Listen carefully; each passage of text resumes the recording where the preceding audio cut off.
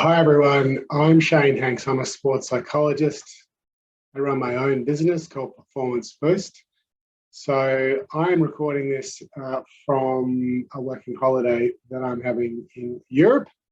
Unfortunately, there are not many sports psychologists in Perth, and I wanted to talk a little bit about sports psychology, and turned out that this was probably the best way to make sure that you got to hear something about sports psychology.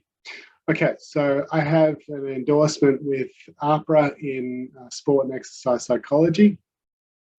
There are some other psychologists who are eligible to hold an endorsement in sport and exercise psychology who also work in Perth. So that there are those who work in sport who are psychologists who have an endorsement, and there are those psychologists who work in sport who don't have an endorsement. So there are both.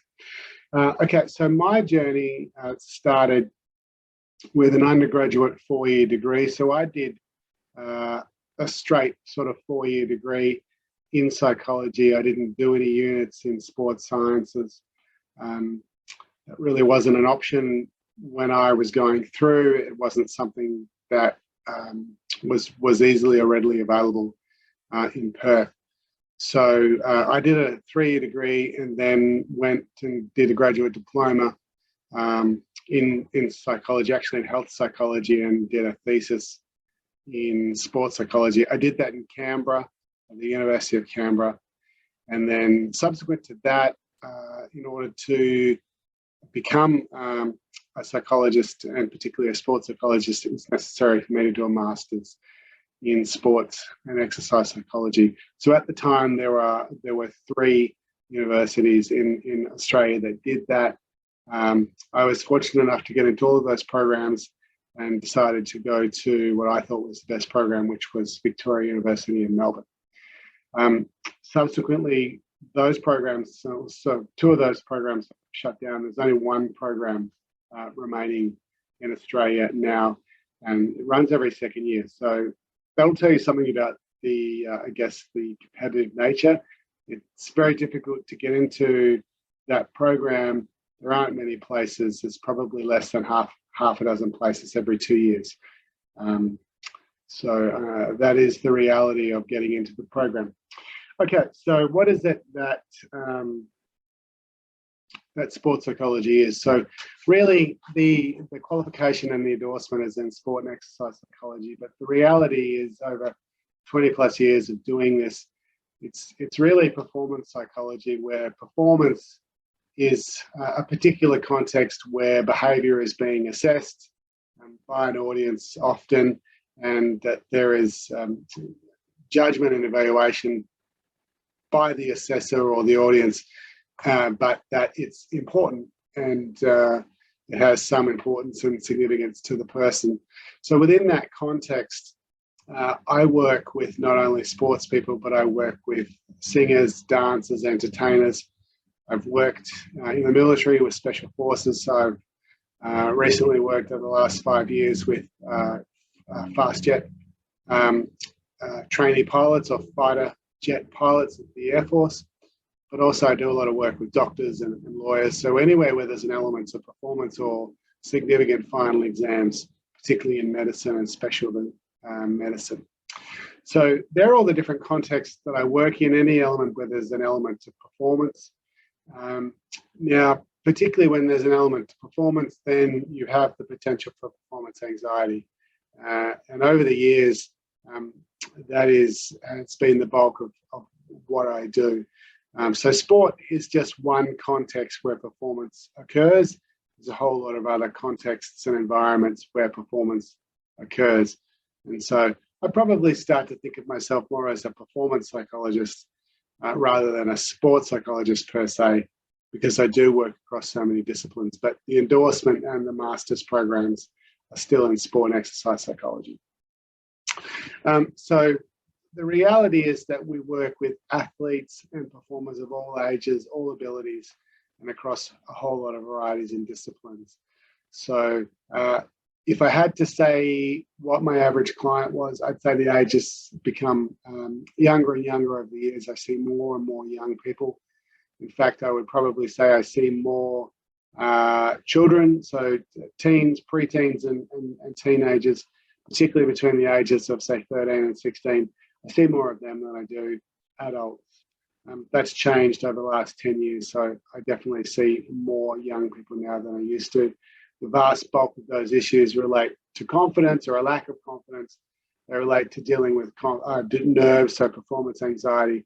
They relate to sort of concentration and focus. So that's the bulk of what I do. The bulk of what I do, it isn't elite, it's sub-elite. There's a number of reasons why we see those age groups, say 13 to 16. So sport's becoming more serious at those ages.